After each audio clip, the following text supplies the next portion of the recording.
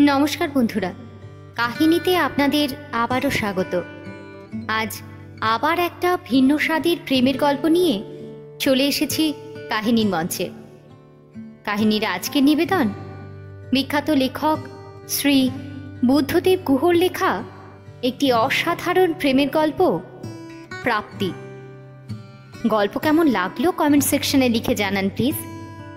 ভালো লাগলে please like O share করুন, আর কাহিনীকে সাবস্ক্রাইব করতে ভুলবেন না কিন্তু। তাহলে শুরু করছি আজকের গল্প।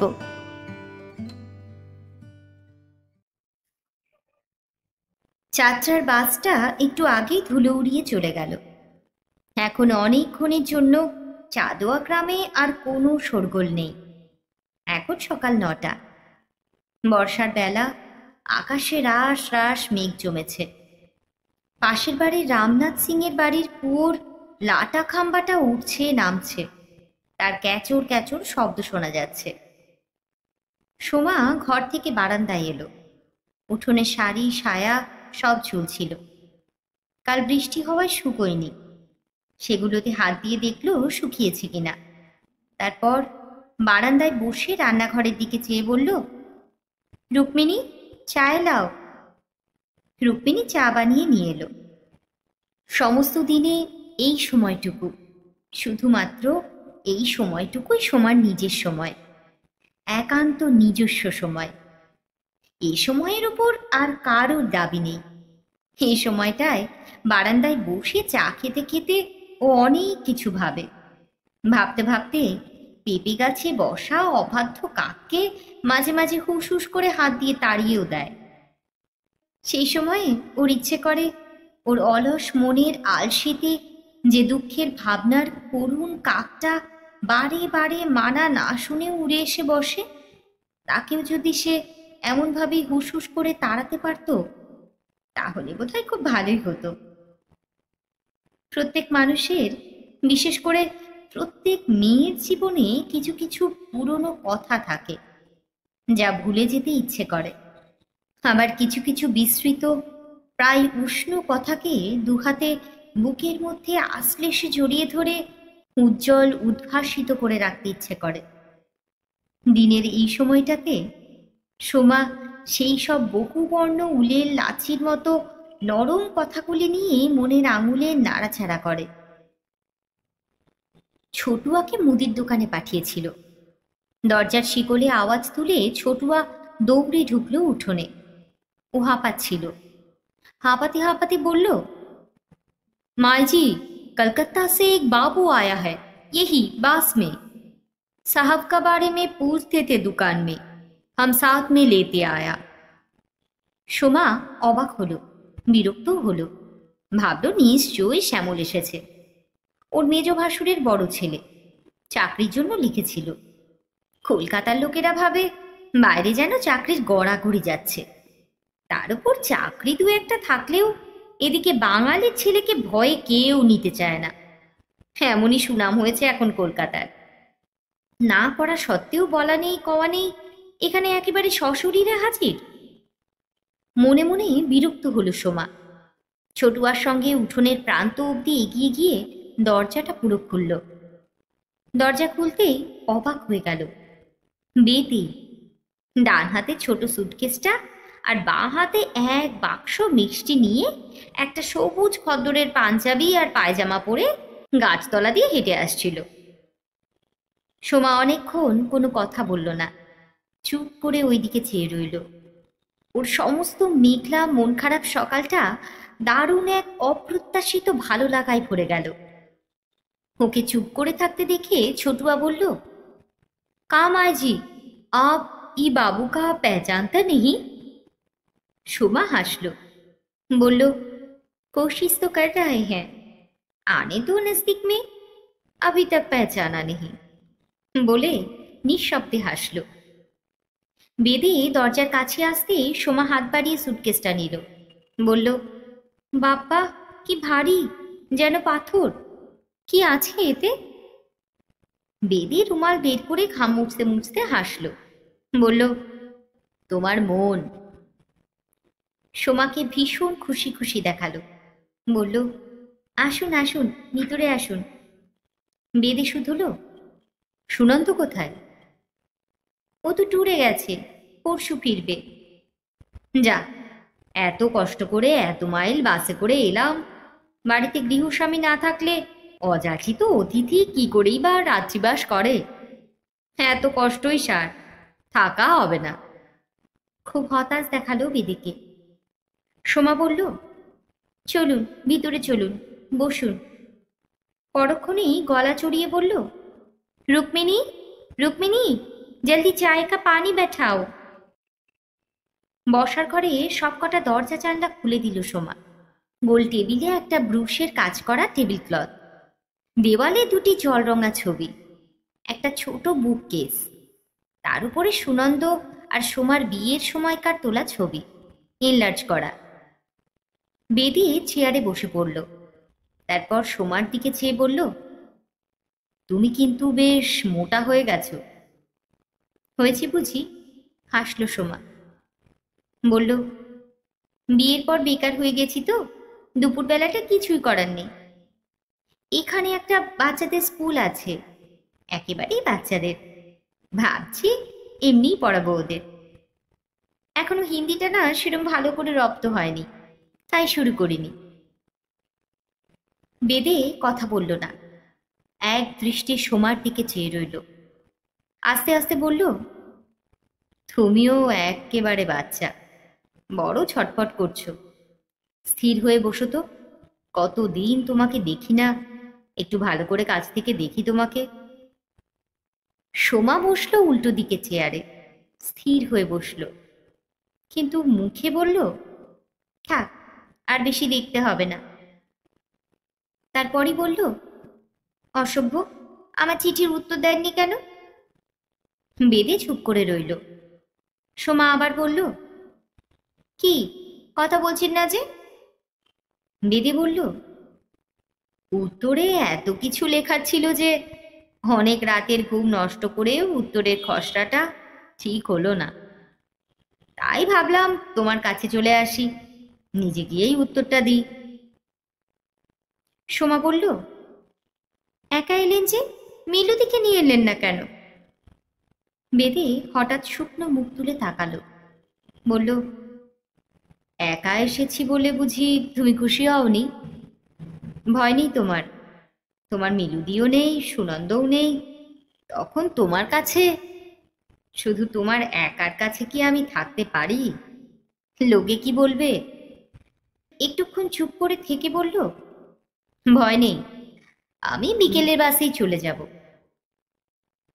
সোমা মুখ নিচু করে রইল, অস্ফুটে বলল, আহা, আমি যেন তাই বলেছি।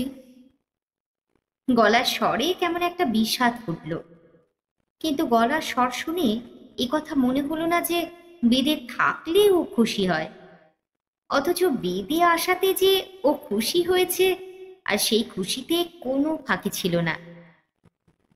বেদে মুখ নিচু করে সুটকেসটা খুলল, বলল, তোমার জন্য একটা শাড়ি এনেছি, আর চান করে এটা পরো, বুঝেছ? গতকাল তোমার জন্মদিন ছিল না? গতকাল আমি আসতে চেয়েছিলাম, কিন্তু রাঁচির কাজ কিছুতেই শেষ হলো না। সোমা মুখ নিচু করে শাড়িটা নিল, চাপা গলায় বলল, কেন আনতে গেলেন? বেদে অনেকক্ষণ ওর চোখের দিকে চেয়ে থাকলো, বলল, কেন, তুমি জানো না? না। তুমি ঠিকই জানো, তুমি সব জানো, তবু বারে বারে নতুন করে পুরনো কথাটাই শুনতে খুব ভালো লাগে বুঝি?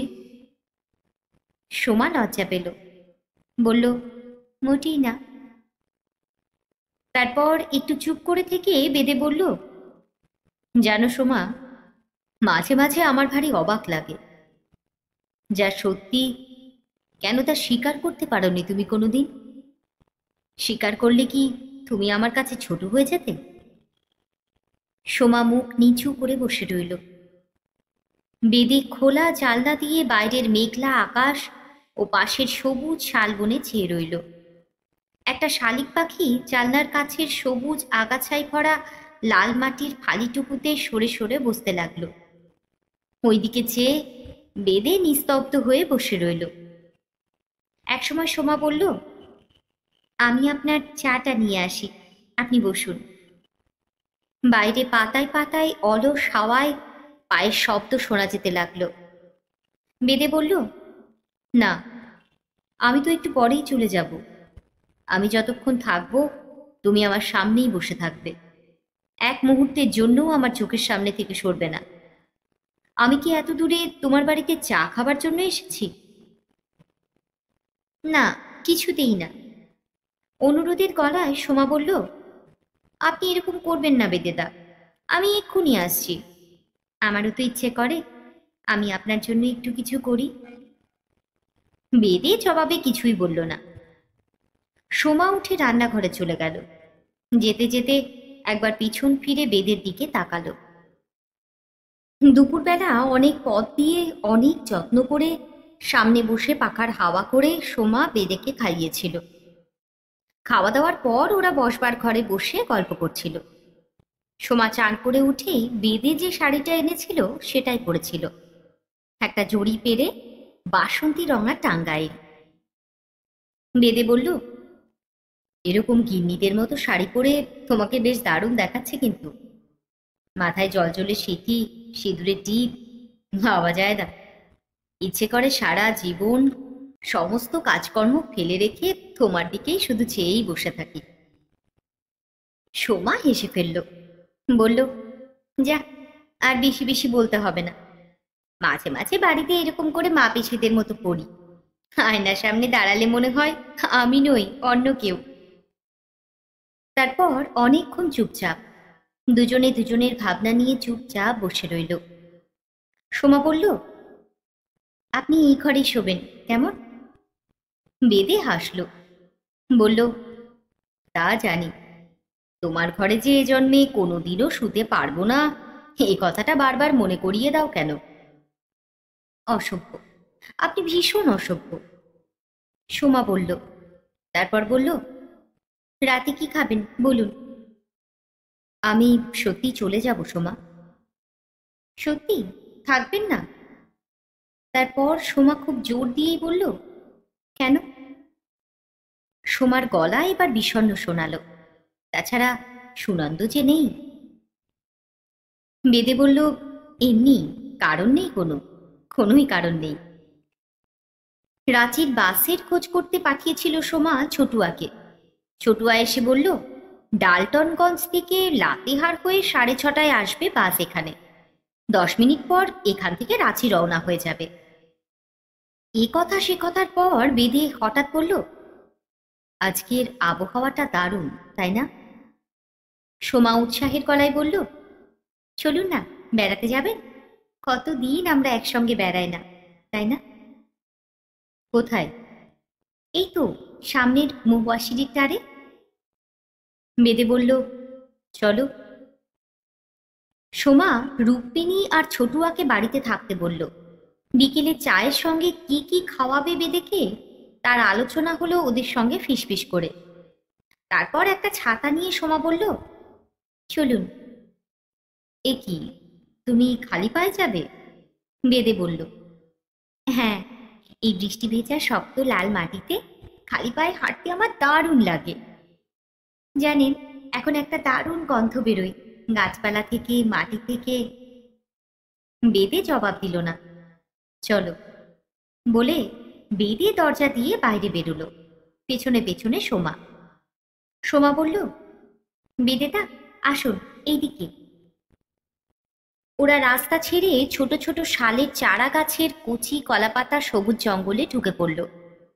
আকাশে মেঘ, একটা ভিজে হাওয়ায় মাটি থেকে, গাছপাতা থেকে সোদা সোদা গন্ধ উঠছে। দূরের গভীর বন থেকে কি একটা ফুলের তীব্র গন্ধ ভেসে আসছে। কাছেই কোনো ঝোপ থেকে কালি তিতির ডাকছে। দেখতে দেখতে হাওয়াটা হঠাৎ বৃষ্টিতে রূপান্তরিত হয়ে গেল।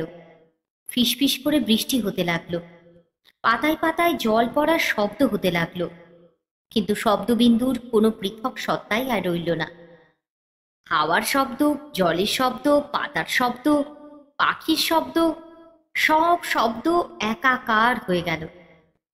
সেই ভেজা নরম উজ্জ্বল আকাশ এক ফিসফিসে শান্ত পরিপূর্ণতায় ওদের দুজনের মন ভরে তুলল, ভারী করে তুলল।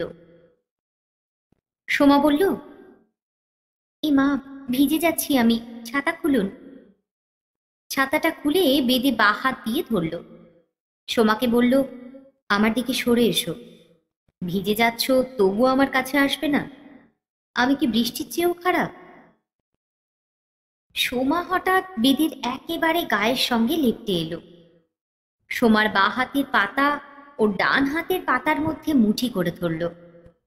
সোমা মুখটা নুইয়ে একবার বেদের বুকের কাছে নিল। তারপরে আবার মাথা উঁচু করে হাতে হাত রেখে গায়ে গায়ে মিশে ওরা হাঁটতে লাগলো। একটা মাছরাঙা পাখি, নীল সাদা লাল ও বেগুনিতে মেশা, উড়ে এসে সামনের একটা চারা গাছে বসল। পাখিটার ভারে ভেজা চারা গাছটা দুলতে লাগলো।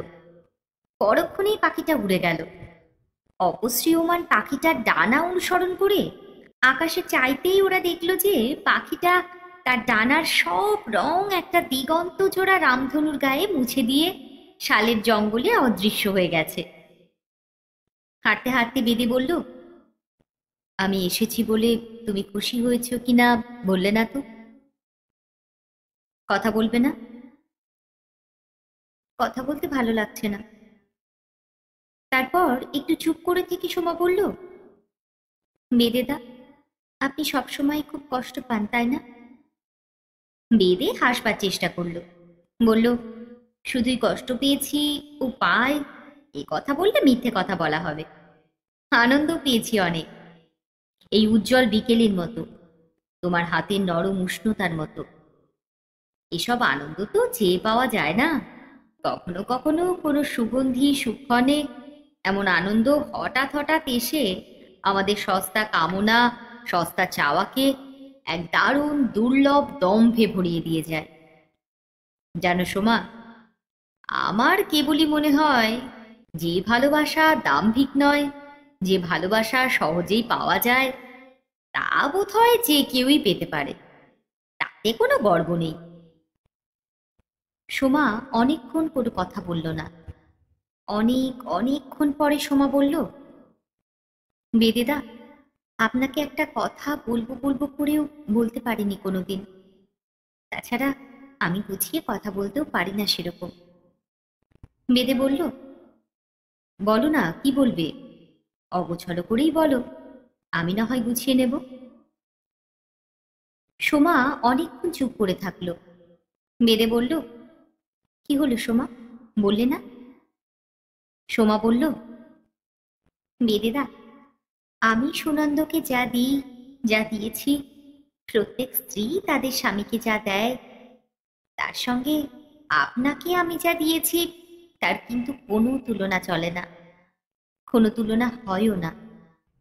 আপনাকে আমি এই জীবনে যা দিয়েছি, আপনি বিশ্বাস করবেন কিনা জানি না, তা কেবল আপনাকে দিয়েই ফুরিয়ে গেছে। এই এমন কোনো দান যা বারবার বা বিভিন্ন লোককে দেওয়া যায় না, তা কেবল একজনকেই একবারই দেওয়া যায়।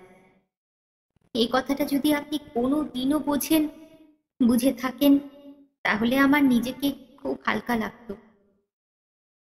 বেদে চুপ করে রইল।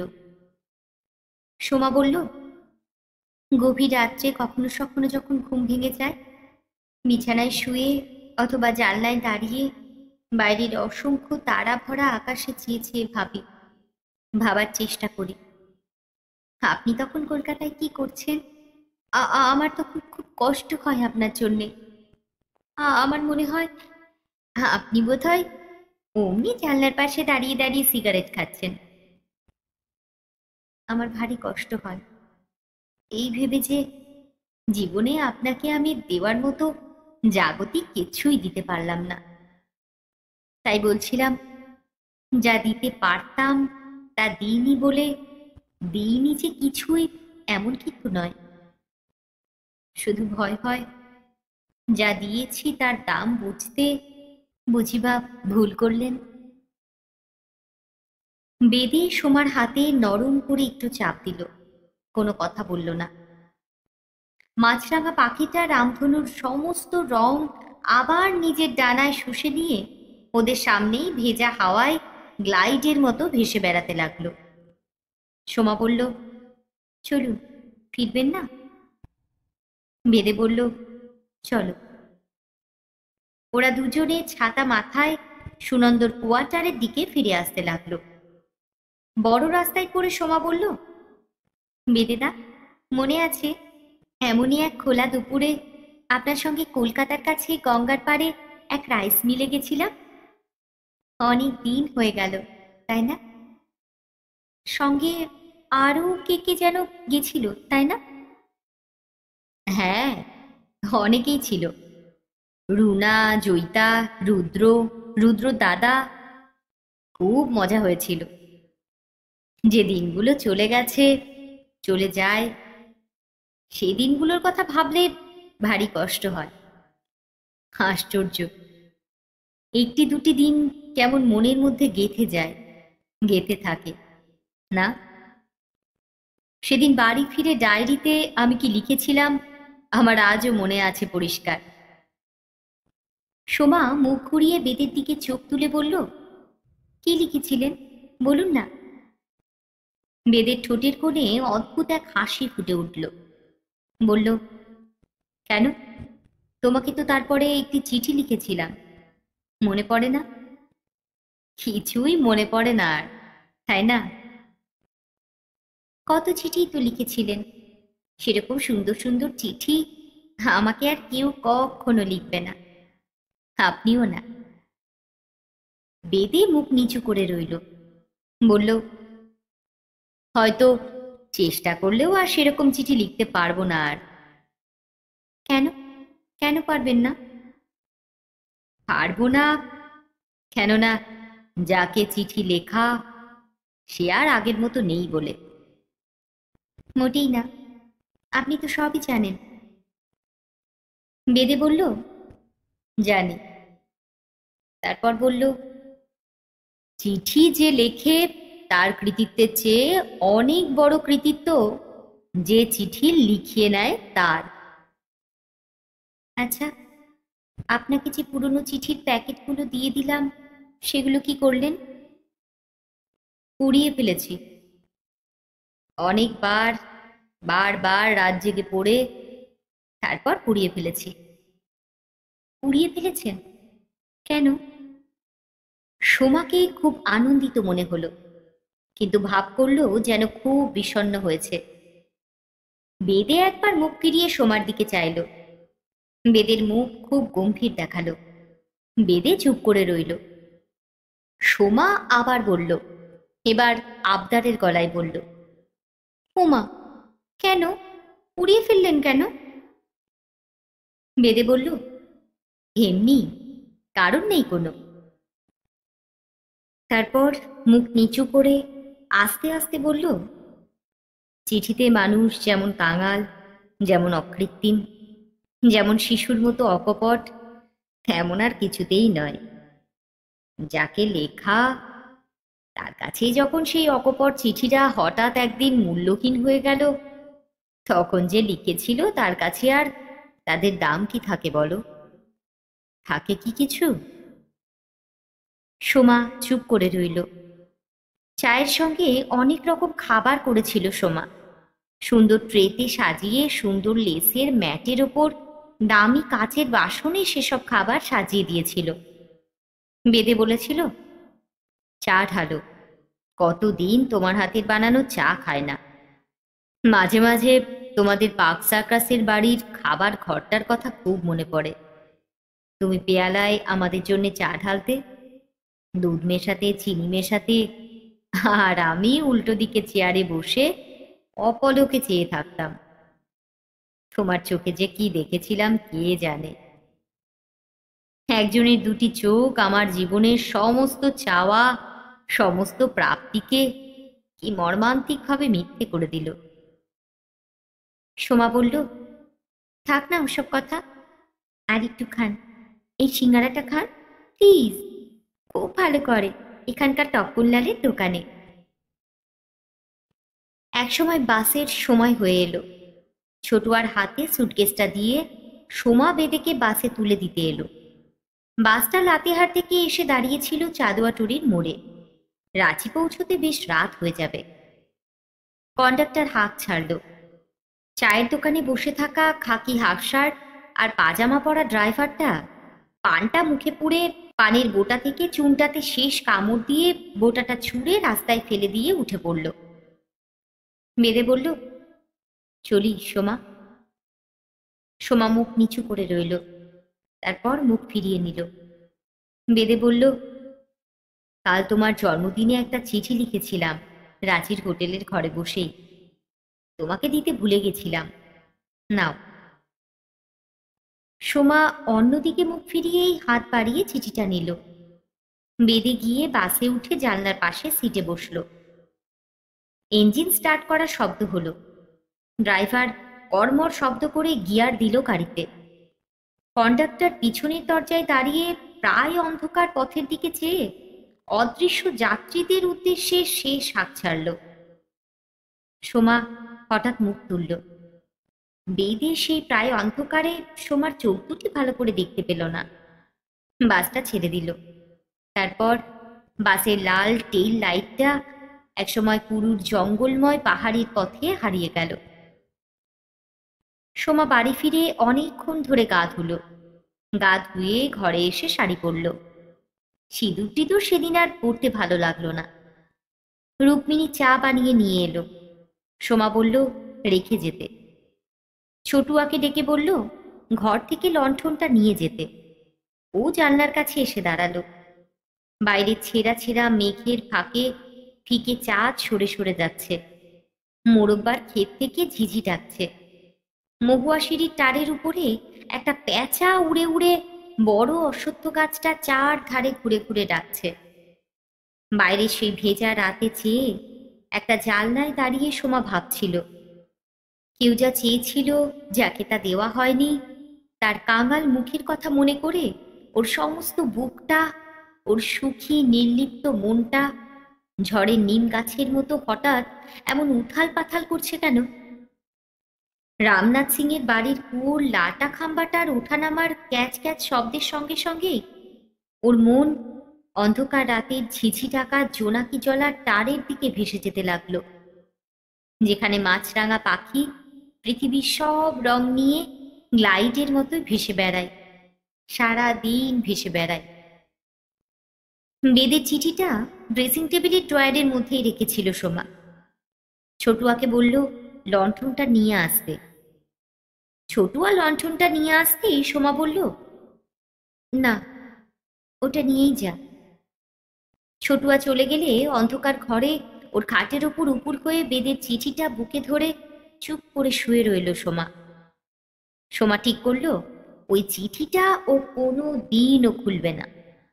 ওর আতরদানির মধ্যে ওই খামটা রেখে দেবে ততদিন, যতদিন না বেদের সঙ্গে ওর আবার দেখা না হয়। অন্ধকারে শুয়ে শুয়ে সোমা ভাবল, তেমন তেমন চিঠি কখনোই খুলতে নেই। বন্ধ চিঠি যা বয়ে আনে, যা সঞ্চিত রাখে, খোলা চিঠি বুঝি তার কণা মাত্রকেও ধরে রাখতে পারে না। ও জানলায় তাকিয়ে অস্ফুটে বলল, তোমাকে তোমার এই চিঠির সঙ্গে আমার মনের আতরদানিতে চিরদিনের মতো বন্দি করে রাখবো। তোমার মনের সুগন্ধ আমার সমস্ত জীবন, সমস্ত অস্তিত্ব এক দারুণ সুগন্ধে ভরে দেবে। আমি জানি আমাদের এই আশ্চর্য দুঃখ অথবা আনন্দ আমরা নিজেরা যা তার চেয়ে আমাদের দুজনকেই অনেক বড় করে দিয়েছে, অনেক বড়, যা আমরা অন্য কোনোভাবেই হতে পারতাম না। ড্রেসিং টেবিলের সামনে লণ্ঠনটা বসিয়ে নিয়ে ভালো করে সাজতে বসলো সোমা। আয়নার সামনে বসে ওর মুখে ভীষণ মিষ্টি এক হাসি ফুটে উঠল। একা ঘরের আলোকিত আয়নায় প্রতিফলিত ওর হাসি ভরা মুখের দিকে চেয়ে ও বলল, বেদেদা, ওরা সকলেই কিন্তু হেরে গেল তোমার কাছে। সোমা চিরদিনের জন্য, বরাবরের জন্য তোমার, একমাত্র তোমার, তোমার একারই থাকলো, থাকবেও চিরদিন। তোমার এই পরম প্রাপ্তি কোনো দিনও দৈনন্দিনতার বা পৌনপুনিকতার গ্লানিতে ম্লান হবে না। বিশ্বাস করো, তোমাকে কিন্তু আমি একটুও ঠকাইনি।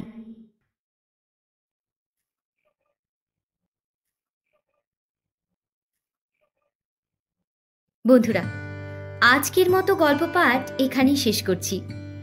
গল্প কেমন লাগলো কমেন্ট সেকশনে লিখে জানান প্লিজ। খুব শিগগিরই আবার একটা ভিন্ন স্বাদের নতুন গল্প নিয়ে চলে আসবো কাহিনীর মঞ্চে। ততক্ষণের জন্য বিদায়।